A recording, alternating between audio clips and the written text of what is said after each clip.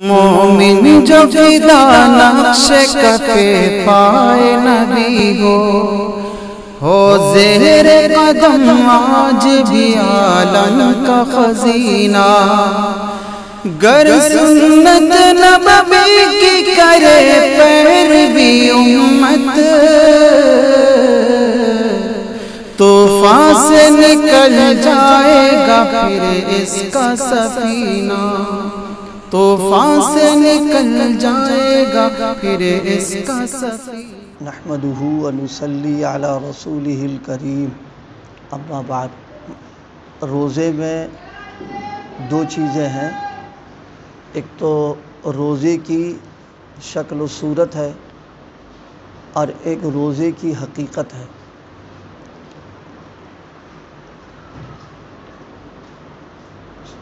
ہر چیز میں اگر غور کیا جائے تو یہ دو چیزیں ملیں گی، ایک تو اس کی صورت ہوتی ہے، ایک حقیقت ہے۔ مثال کے طور پر پھل فروٹ میں سیب ہے، کیلا، انار وغیرہ، ایک تو ان کی صورت ہے اور ایک ان کی حقیقت ہے۔ صورت مثلاً جیسے پلاسٹک کے یا لکڑی وغیرہ کے سیب آتے ہیں، دیکھنے میں کس قدر خوبصورت ہوتے ہیں اور بالکل اصل کے قریب معلوم ہوتے ہیں، اس میں کشش بھی ہوتی ہے، اچھے اور عمدہ بھی معلوم ہوتے ہیں۔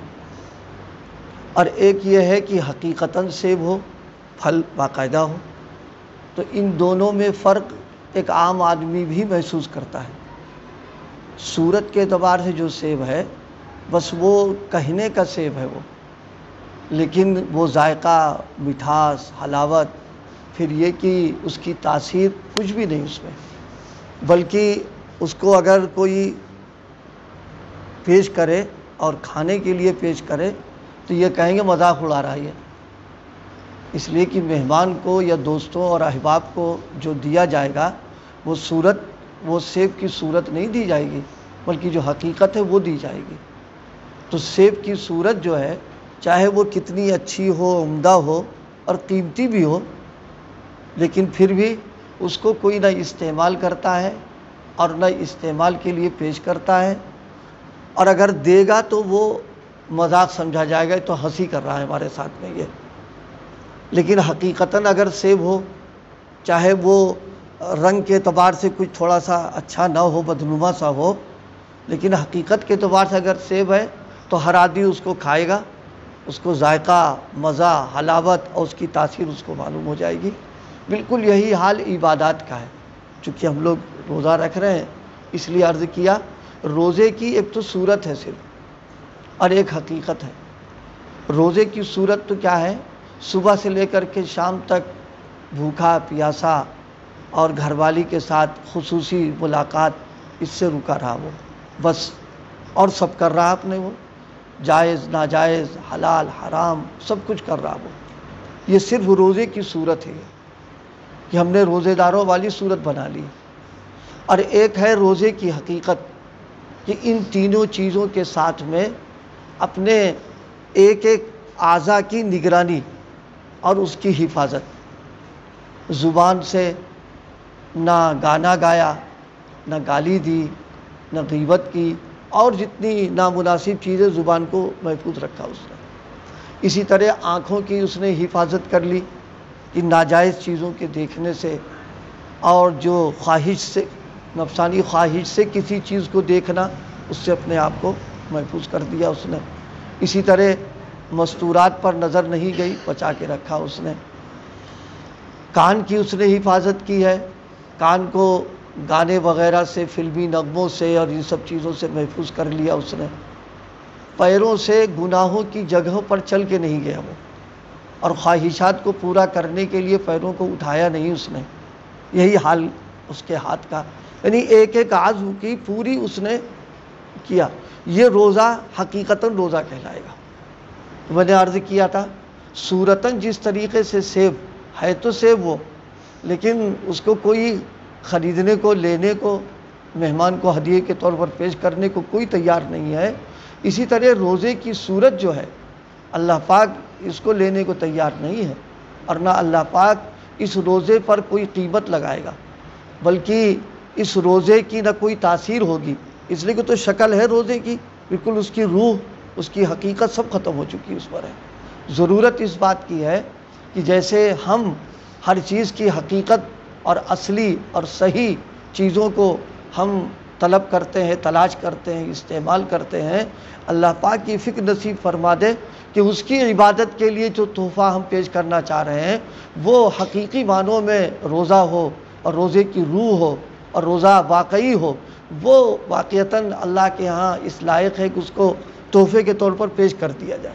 اس کی فکر کرنا یہ سب ہم سبوں کی ذمہ داریوں میں 14 گھنٹے تک، 14 تقریباً چل رہا ہے، 14 گھنٹے تک تقریباً کم و بیش بھوکا پیاسا رہنا یہ معمولی بات نہیں ہے، ایک زبردست مجاہدہ ہے کہ آدمی بھوک اور پیاس میں ہے، وہ بھی لو چل رہی، موسم تیز ہو رہا، گرم ہوا آ رہی ہے، اس میں ان چیزوں سے رکا پڑا ہے وہ، لیکن اپنے اعضاء کو روک نہیں پا رہا ہے وہ، اور اعضاء کا استعمال غلط کر رہا، اور اعضاء کے ذریعے سے خواہشات کو پورا کر رہا، اور اپنے غلط جذبات کی تکمیل میں لگا ہوا ہے، تو بس وہ شکلاً تو روزے دار ہے وہ، لیکن حقیقتاً اس کو روزے دار نہیں کہا جائے گا۔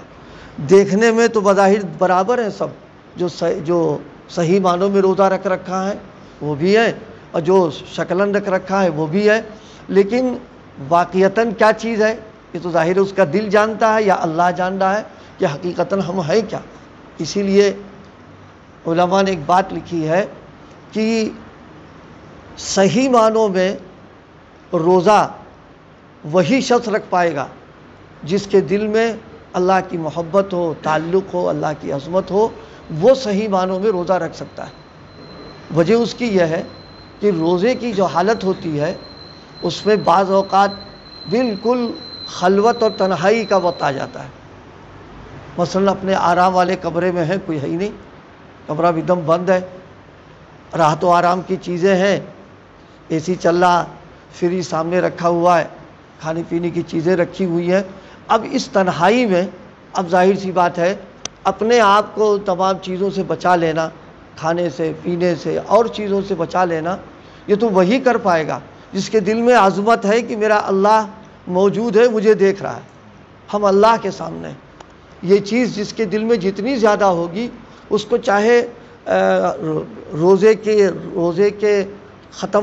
کی روح کو ختم کرنے والے کتنے بھی اسباب ہوں وہ ہاتھ نہیں لگائے گا، وہ ہاتھ نہیں لگائے گا۔ اور یہی وہ چیز ہے، اللہ پاک اس کا کچھ حصہ ہم سب کو نصیب فرما دے، یہی وہ چیز ہے جو انسان کو کنٹرول کرنے کی اور انسان کی زندگی میں صالح تبدیلی لانے کی اور نیکی اور صلاح پیدا کرنے کی بنیادی چیز ہے۔ اسی چیز کے حاصل کرنے کے لیے آدمی مجاہدات، ریاضتیں، بزرگوں کی جوتیاں اٹھانا، ان کی خدمتوں میں پڑا رہنا، وہ اسی لیے تو ہے، ورنہ ظاہر ہے اور ساری چیزیں تو کھانا پینا تو چھوڑ لے، کہیں بھی رہے آدمی جا کے، لیکن یہ چیز اندر سے پیدا ہو جائے، اللہ کی عظمت، تعلق، محبت، کہ میرا اللہ مجھے دیکھ رہا، ہم اللہ کے سامنے جواب دہ ہونا ہے، اور میں اللہ کے سامنے ہوں، یہ چیز اگر پیدا ہو جائے تو بس حقیقت آ گئی اس کے اندر، پھر تو کوئی مسئلہ ہی نہیں باقی رہ جائے گا۔ اس لیے بھائی ہم سب لوگوں کو اللہ یہ نعمت نصیب فرمائے، اور اس نعمت کے حاصل کرنے کی ہم فکریں کریں۔ ایک بات خوب اچھی طرح سے ذہن میں رکھنے کی، سمجھانے کے لیے عرض کر رہے ہیں،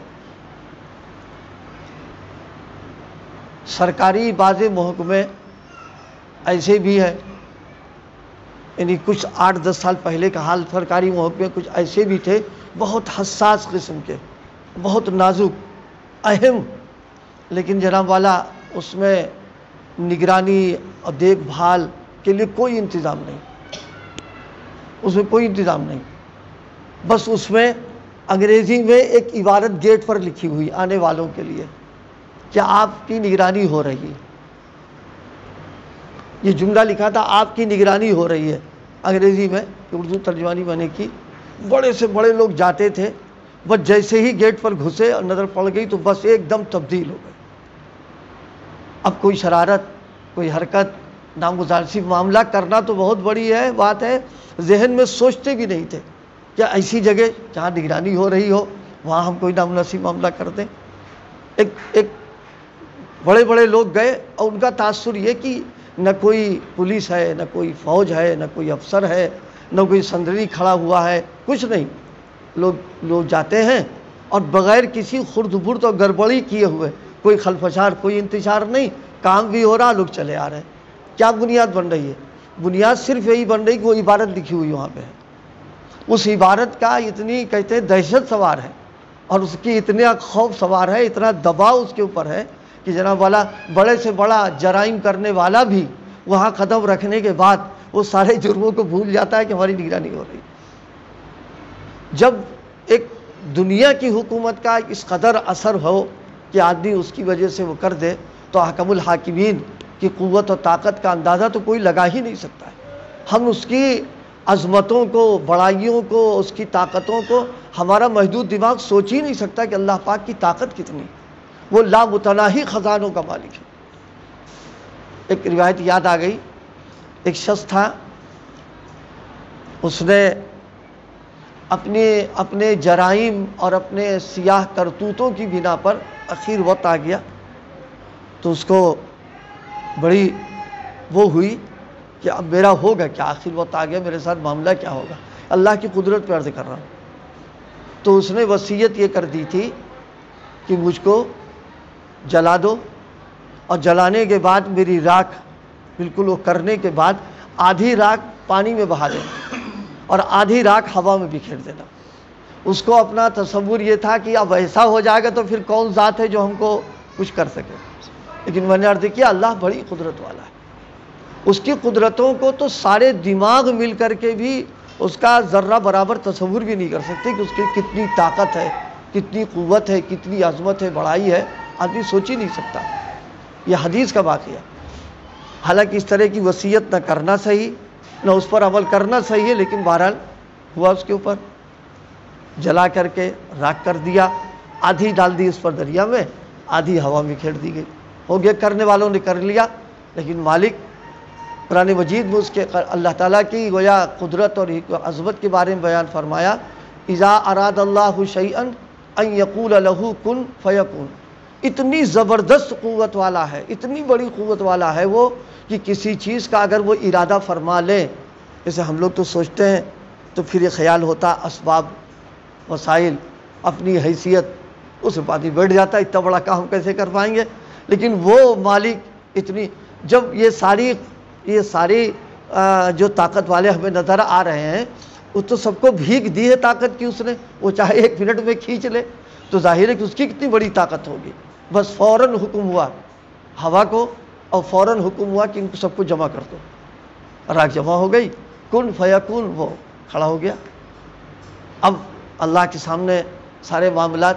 تو جو ظاہر جو ذات اتنی طاقت اور قدرت والی ہو، اس کے سامنے اس کا تصور اور اس کی عظمت ذرے کے برابر بھی اگر دل میں آ جائے تو ایک دم ساری چیزوں کی، عبادات کی حقیقت بھی آ جائے گی اور تبدیلی اپنے آپ پیدا ہو جائے گی اس میں.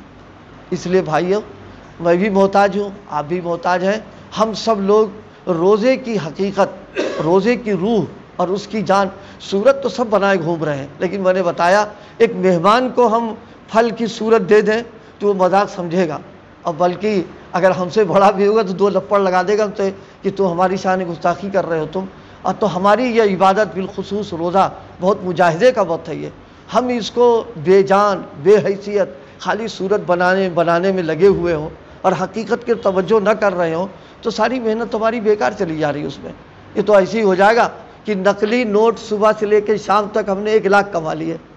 یعنی دکان میں کاروبار کی لائن سے 1 لاکھ کی بکری ہو گئی اور نوٹ جمع کرتے رہے، اور جب بعد میں دیکھا کہ وہ سب جعلی ہے تو آپ بتائیے کتنا غم ہوگا ہم کو کہ 6 گھنٹے 8 گھنٹے ڈیوٹی دی اور یہ سب جعلی آ گئے. یا ملازمت میں تھے اور آخر مہینے میں تنخواہ ملی، گڈی دے دی، ہم لے کے چلے آئے ہمارے خوشی کے. اب ضرورت جب گڈی کی نا والے وہ سب جعلی اٹھا گرا کس نے، تو ہم بتائیں کتنا ہم کو غم ہوگا اس موقع پر. بالکل ہمارے روزوں کا یہی حال ہو جائے گا. اللہ پاک ہماری اس عبادت کو اپنی بارگاہ میں مردود ہونے سے بچا لے. ہماری محنت، کوشش، ہم لگے رہیں، انشاءاللہ کوئی مشکل نہیں ہے.